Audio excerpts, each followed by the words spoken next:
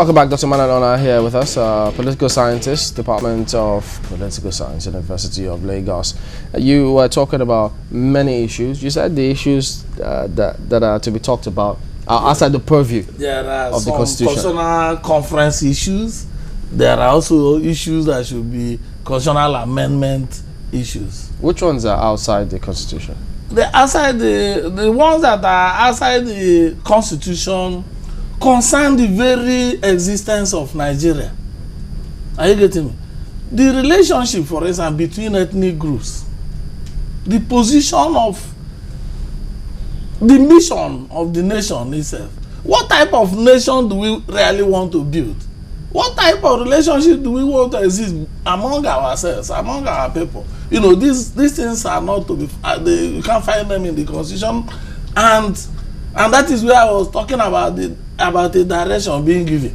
A nation, for instance, of producers or a nation of consumers, a nation that is agricultural based or a nation that is industry based, a nation that wants to export or a nation that doesn't want to import. You know, some of these things are what other countries are concerned with. And if we must really continue as a nation, we have to really settle these issues, because it is just that oil has been providing revenue and everybody is just going about talking about other small issues as if we are assured of the continued inflow of revenues and all that. But many countries are, you can see India just, you know, launching into space.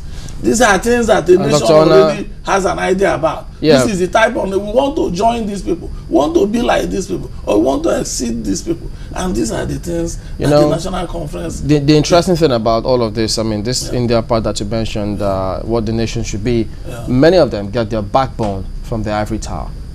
Here, we know they're on strike at the moment, fighting for certain things, again, rightly or wrongly. But the point is, I mean, what I'm trying to ask is, what has the ivory tower provided here as a backbone? I mean, here we are talking about all of this. You know, lots of people would have thought that the ivory tower would have come up with some sort of research, because when people come in, you're social science, because you talk to people. People would have suggested or think that you come up with some certain figures because you know how it is in research. They tell you, don't go with a preconceived mindset, because what you're researching always turns out the other way. But we don't have any such thing to rely on. We do, but the issue is that, excuse me, the issue is that because education, and that is part of what we have been fighting, because education is like separated from the rest of the nation, there is no intercourse. We don't even know what I know some of my colleagues, for instance, who did their PhDs on the national question. And that is exactly the crux of what we are talking about as national conference. And these people have produced theses on how the national question in Nigeria could be addressed. Nobody cares to know about some of these things. And we have places we deposit these things. We can't carry them and be moving from one television station to the other. This is a thesis some of our students have come up with. No. We deposit them where they are supposed to be deposited, and that is where universities deposit their research products everywhere in the world. And when we do this, we expect that those who care, those who are supposed to know, should know and come. Rather, you should be asking, whatever the government do to involve the ivory tower in what they are doing. How many university dons are in this advisory committee, for instance? You see how many of them have a specialist knowledge of the national question? So you see a role here definitely for the ivory towers in everything that Nigeria is doing, but Nigeria wants to ignore the ivory tower, and that is part of the problem we have. We have brains that are bigger than the brains you see elsewhere in many places, in many fields, but nobody cares. You can I will still continue referring to the Abuja woman, you know, the market woman who was giving us such people are the people who come in contact with us. But you know, you can't say people nobody. Who dismiss us as if we are just. Can you say nobody cares? Because people argue that no way, that you can't exactly make that blanket statement that nobody cares. For instance, we are talking about the national conference. The universities are not involved.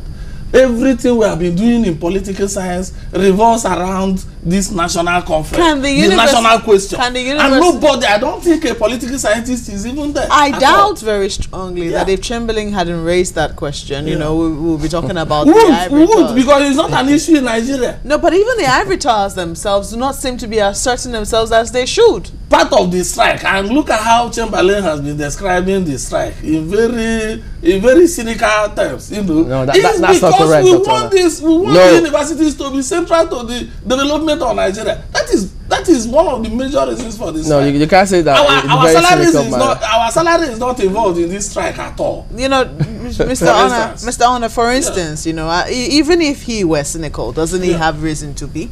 Because here we are, we're talking about, I was just asking, what about the universities? Have they asserted themselves in such a way that they too are a force to reckon with whenever it is national decisions are being taken? The answer will be no, and it will seem that we have a bunch of excuses for that. No, let me tell you, it's not just one way, it's both ways. For instance, it's the Ivory Tower that produced Jega, Professor Jega, who is doing so well in electoral matters. The Ivory Towers produced Professor Jega, whom is said to be a man of integrity. In fact, one of the things that stood him out was the integrity that, you know, accompanied him when he came to office, right? From the university. From the university. Yeah. But that is not to say that we don't see even the politics of the national question within the Ivory Towers themselves. Of course, these things are there, but we are saying that there are people who have studied these things who ordinarily should be in the forefront of what is happening. But they are there, and nobody is trying to fish them out.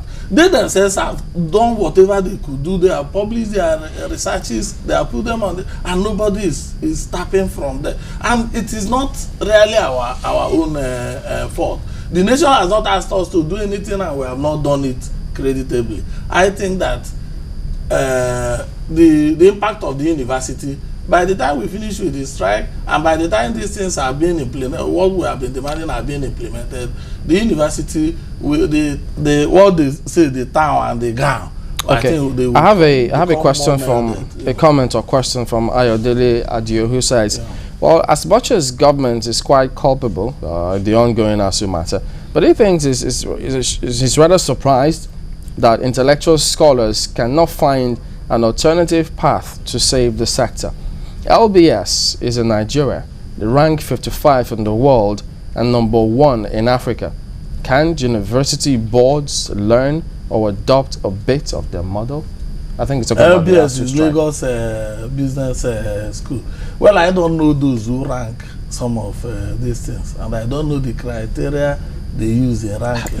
But I think that in the Nigerian education sector, and among those who should know, I don't think that is the way we feel. Well, another question. That is not the way we feel, that such institutions are the first in Nigeria, for instance. I don't think so. Okay, because you know you have people who are trying to wrap up now, who have talked about the fact that if you say that the Ivory Tower has been neglected, others argue they think no way that you can, because if you make yourself relevant, there's no way you can be ignored. Because talk about, look at the curriculum here. The Ivory Towers train people become paper carrying persons. At the end of the day, no basic skills. And you look at the course outline, it's the same old thing year in, year out. You are even advocating, you are becoming our advocate, and I like that. Well, that is exactly what we are saying. That the facilities in the schools will not allow us. Is it about facilities or change your curriculum first? People who are competitive. You can't change your curriculum, for instance, if you don't have the facilities to run a new curriculum. When they are running an engineering program, and all the machines you have to teach students are machines that were bought in 1970. What facilities are needed in political science? In political science, we need a lot theoretical. We need theoretical models. We need journals, current journals. We need interfaces with our colleagues elsewhere, and all these things are not provided for. All right, there are more comments coming through on this also. I mean, people are passionate about this one, yes. but I'm afraid that's how far we can go on this one. I'd like to thank you for coming in, Dr. Onah, lecturer, Department of Political Science, University of Lagos. Thank you for coming on today. Thank you. Well, we'll return in just a moment here. Please join us again.